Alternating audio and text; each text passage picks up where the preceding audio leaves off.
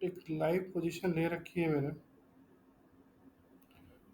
Basically ये B T S T थी, sorry S T P T थी ये। कल मैंने सेल किया था निफ्टी को पोजिशनल में, और मेरी एक्सपेक्टेशन थी एटलीस्ट 60 to 70 पॉइंट, बट ऐसा लग नहीं रहा, इतना फ्लो नहीं है फॉल पे। मैंने एक्सपेक्ट किया था और अच्छा फॉल, बट ये गैप डाउन हुआ है, ओवरसोल्ड के पास पहुंच गया है। इसलिए रिस्क ज़्यादा ले नहीं रहा। मैंने ट्रेलिंग एसल कर लिया था, हिट हो गया। ठीक है, तो ये कंप्लीट हो गया था जो हमारा ट्रेड था। और हमने जो बुक किया है वो 2200 के आसपास प्रॉफिट बुक किया है, 2285। ठीक है, तो सिंपल सा ट्रेड था। बेसिकली क्या है, मैं आपको दिखा देता हूँ क्या लॉजिक था इस ट्रेड के पीछे।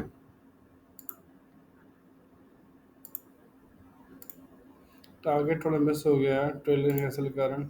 एनीवेज, जो लक में होता है उतना ही मिलता है। मैं ओवरसोल्ड चक्कर में रिस्क लेना चाह नहीं रहा था। यूजली ओवरसोल्ड पे एक रिकवरी आती है। तो ये सिंपल सा सेटअप था मेरा।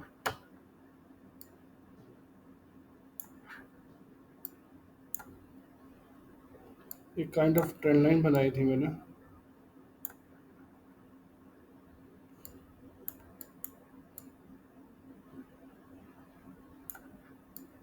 एक्चुअली जब मार्केट कुछ इस तरह से ऊपर जाती है तो यूजली क्या होता है, हमें फॉल देखने को मिलता है, और जब ऊपर से मार्केट नीचे आती है तो ऊपर की ओर जाती है। ठीक है, तो वही अंडरस्टैंडिंग से लेकर मैं बनाया था। कुछ इंडिकेशन दिए था मार्केट ने कल, कि मार्केट ने देखा जाए यहाँ ओपनिंग करी रेड कैंडल के साथ, और पुश करते करते यहाँ तक पहुंची, बट कोई अच्छा वो नहीं था इसका, आउटकम नहीं था। ठीक है, तो इसलिए एक्सपेक्ट कर रहा था कि या तो फ्लैट ओपनिंग ही होगी, बट एक अच्छा सा एक फॉल दिख जाएगा जैसे डेली हो रहा है।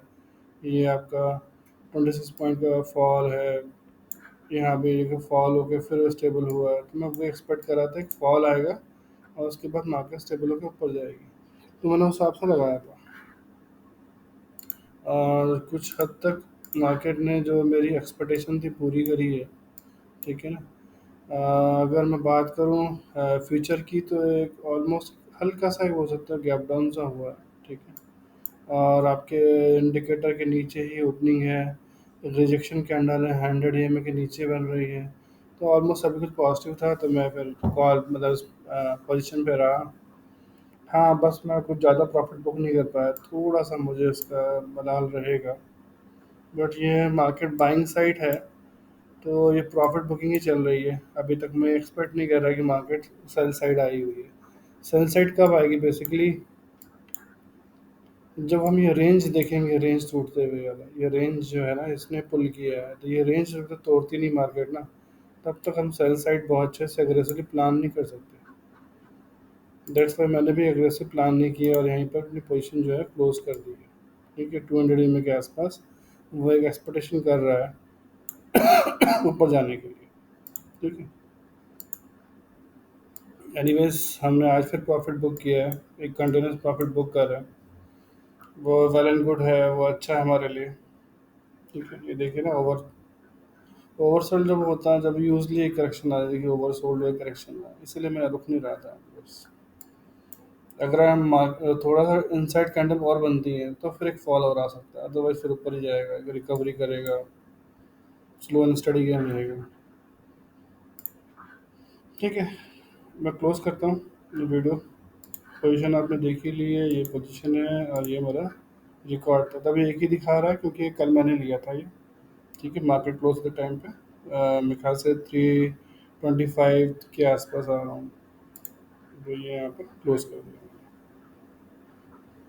होप आपको मेरा लॉजिक ट्रेड अच्छा लगा होगा। लॉजिक ट्रेड अच्छा लगा तो प्लीज़ मेरे वीडियोस को शेयर करें, लाइक करें, और मेरे चैनल को सब्सक्राइब करें।